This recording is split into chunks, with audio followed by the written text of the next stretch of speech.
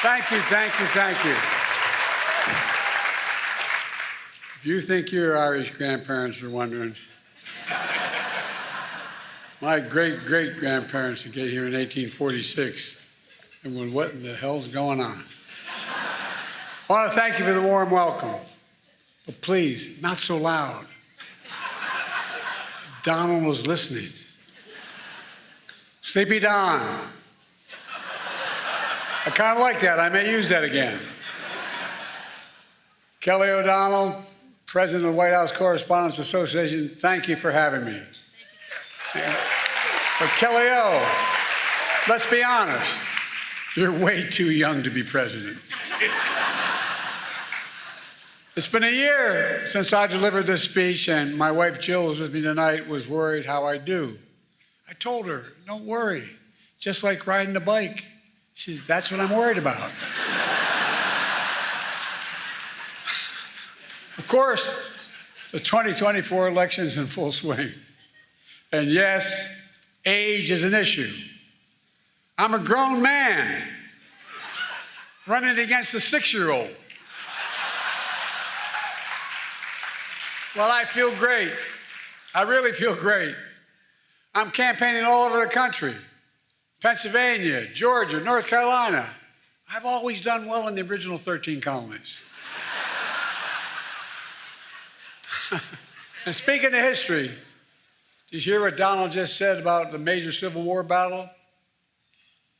Quote, Gettysburg, wow.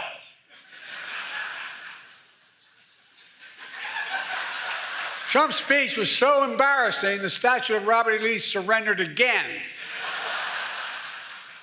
But look, age is the only thing we have in common. My vice president actually endorses me.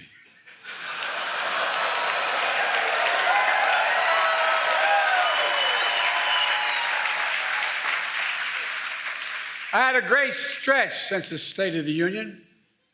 Well, Donald has had a few tough days lately.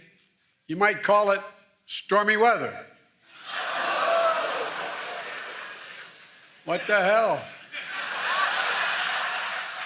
Trump's so desperate he started reading those Bibles he's selling. Then he got to the first commandment. You shall have no other gods before me. That's when he put it down and said, this book's not for me. Look, being here is a reminder that folks think what's going on in Congress is political theater. That's not true. If Congress were theater, they'd have thrown out Lauren Boebert a long time ago.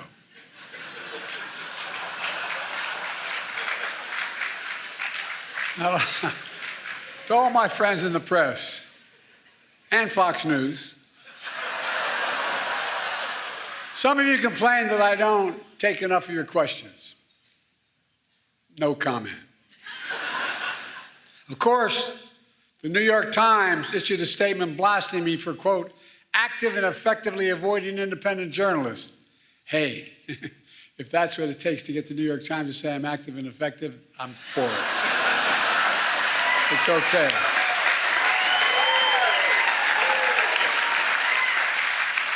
I have higher standards. I do interviews with strong, independent journalists who millions of people actually listen to, like Howard Stern. And I know you're looking around and saying, this guy's been doing this for 50 years. He's had his moment. Give him someone else a chance. To say that, I say, Lauren, ignore the critics. Ignore the critics. Lauren's a great friend who's had 8 comedians play me over the years on Saturday Night Live. 8. And who the hell says I'm not a real job creator?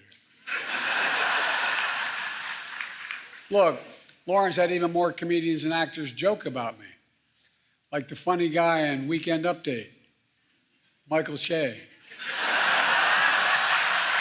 He's hilarious. Scarlett Johansson, you did such an incredible job in your State of the Union rebuttal that you should be do Weekend Update. Clearly, you're the funny one in the family. Look, folks, on a serious note, In addition to marrying up, Colin and I have another thing in common. We both find strength in family. I got to spend some time with his family yesterday in the Oval Office.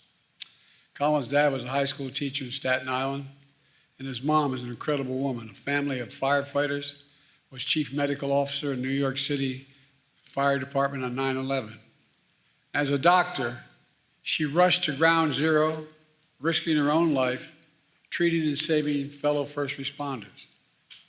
Rushing into danger for others is my definition of patriotism and heroism.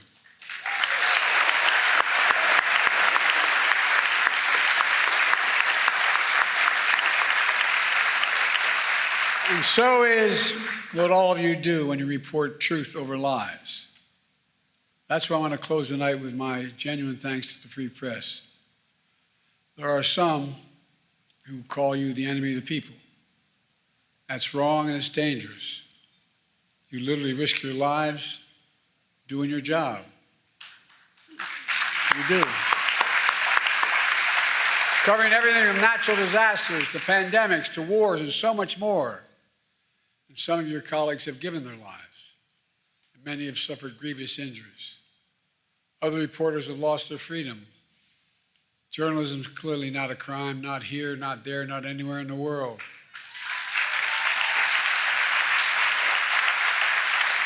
And Putin should release Evan and also immediately. Just we're doing everything we can. We're doing everything we can to bring home journalists, fellow journalists, Austin, and all Americans like Paul Whale, who wrongfully detained all around the world. And I give him orders to Biden. We're not going to give up until we get them home. All of them. All of them.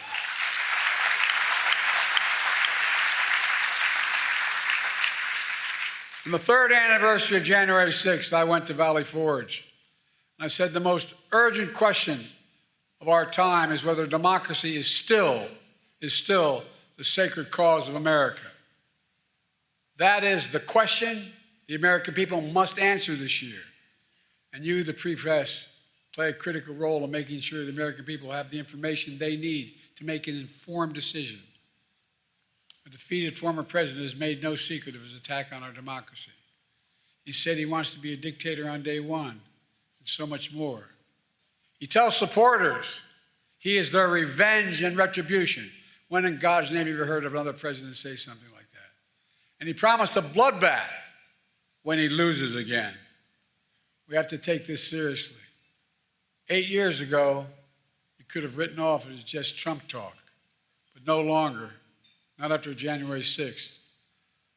I'm sincerely not asking of you to take sides, but asking you to rise up to the seriousness of the moment.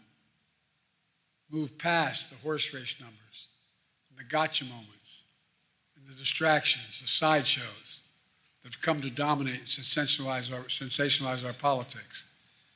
And focus on what's actually at stake. And I think in your hearts you know what's at stake. The stakes couldn't be higher. Every single one of us has a role to play, a serious role to play, in making sure democracy endures, American democracy. I have my role, but with all due respect, so do you. In the age of disinformation, credible information that people can trust is more important than ever. And that makes you, and I mean this from the bottom of my heart, makes you more important than ever. So tonight, I'd like to make a toast. To a free press, to an informed citizenry, to an America where freedom and democracy endure. God bless America. Now, I'm going to turn it over to Kelly, then you'll hear from a real comedian. I think I know what I'm in for. Colin Jost has taken aim at me before with his jokes. Like saying, after winning the South Carolina primary, Biden barely edged out his closest rival. Time. Colin, when I win, I'm going to have a whole hell of a lot of time. And I'm going to be watching, pal. Kelly, back to you. Hey, Sean Hannity here. Hey, click here to subscribe to Fox News YouTube page and catch our hottest interviews and most compelling analysis. You will not get it anywhere else.